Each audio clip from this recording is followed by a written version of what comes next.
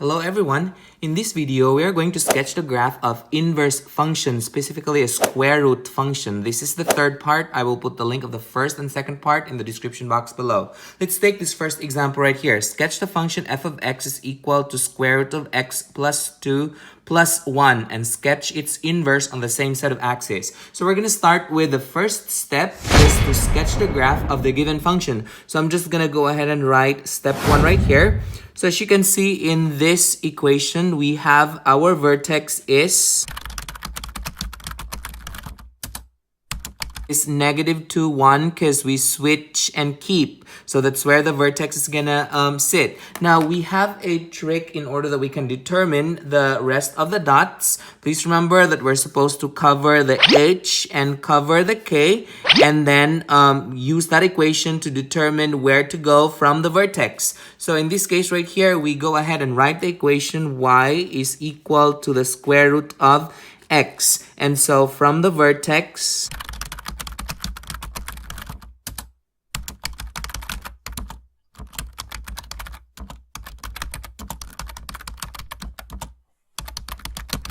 I'm using numbers 1, 4, and 9 because when we square root these numbers, it's going to give us a whole number. Others are going to say, can we use 1, 2, and 3 just like how you did with the other videos or with the other function? Yes, you can do that, but then the thing is, you will come up with a decimal. Well, in here, you can come up with a whole number here. So then we can go ahead and plug this in. So that would be 1 square root of 1 is 1. Square root of 4 is 2. Square root of 9 is 3. So then we go ahead and say this is up and up since these are all positive. So then we are ready to sketch the graph of this given function right here. So then we start from the vertex, which is -2 and 1. So -2 and 1 is right here. So this is our vertex, and then we go ahead and say from the vertex we go 1 right, 1 up. So 1 right, 1 up. So this is the second dot.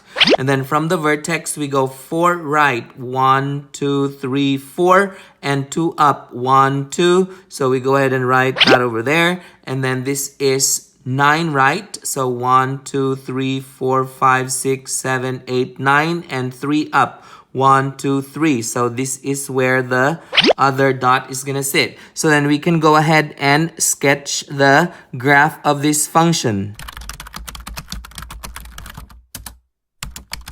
Again, our target is to sketch the inverse of this function right here. So we're ready to move on to the second step. So I'm just going to label that as S2 right here. So in the second step, from the graph, we create a table of values. So we're going to create a table of values, the coordinate for these dots.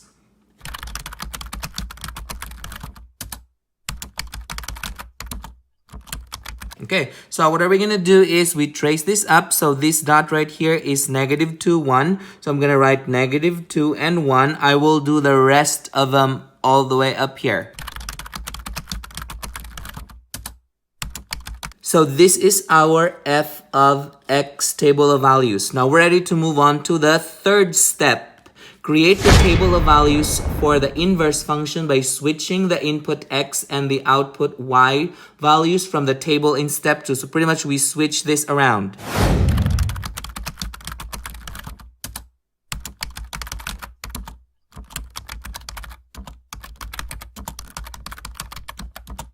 Okay, so what I did was I flipped the values. The x will become the y, and then the y will become the x. And this will be our table of values for the inverse, f -1 of x. So what are we going to do is we sketch this graph right here. So we start from 1 and -2. So 1 and -2 is going to be right here, and I will do the rest of them.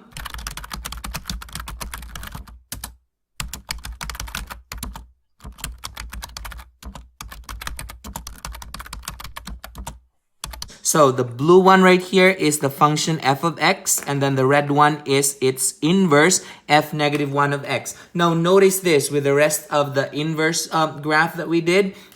If we are going to draw a line of symmetry on y is equal to x,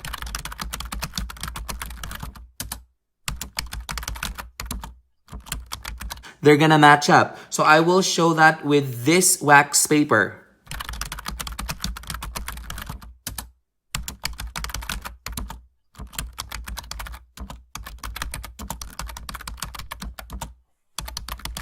So once we fold this on y equals x, we can see that these two branches are a match. So these two branches right here are actually a match. So this branch will match up with this, and this branch will match up with this. So these two then are inverse to each other since they are symmetric across y is equal to x.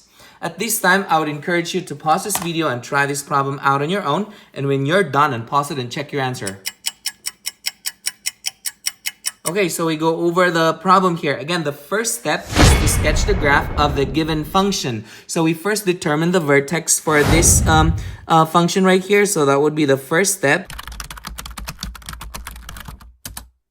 So our vertex is -5, -1 because we switch and keep. So that would be -5, -1. Now, in order that we can determine what equation we're going to use, in order that we can determine the rest of the dots, we're going to cover the h and k. And so the leftover is y is equal to 2 square root of x. And so from the vertex,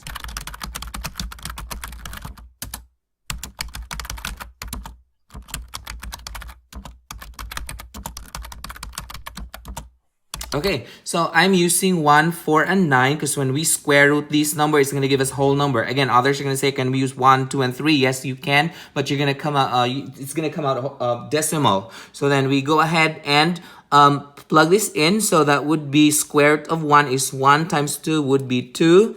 And so square root of 4 would be 2 times 2 is 4. And so square root of 9 is 3 times 2 is 6. So that means these are all going up. So these are all going up. So then we go ahead and sketch the f of x or the function. So we start with -5, -1. So it's going to be right here and then -1. And so after that, we are going to do the rest. 1 right, 2 up. So 1 right, 2 up, 1, 2. So it's going to sit right here. And I will do the rest of them.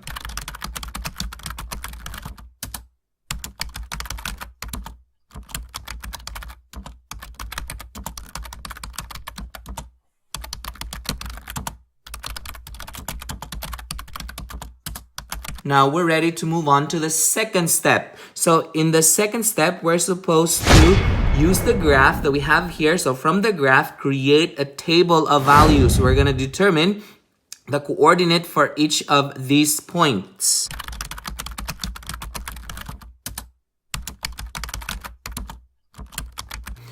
So that means we start with this. So this is -5 and -1. So that's -5 and -1. And then I will determine the rest of these ones right here. Okay, so once I do this is the second step. I can label this as the table of values for f of x. I'm ready to move on to step 3. Step 3 is to create a table of values for the inverse function by switching the input x and the output y values from the table in step 2. So I'm going to create another table that looks like this.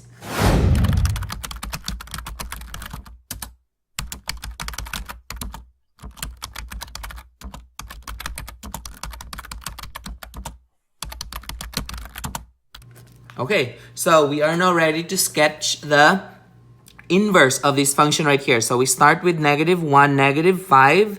So -1 all the way to -5. So it's gonna be right here. That's the first dot. And I will determine the rest of the dots here using this table.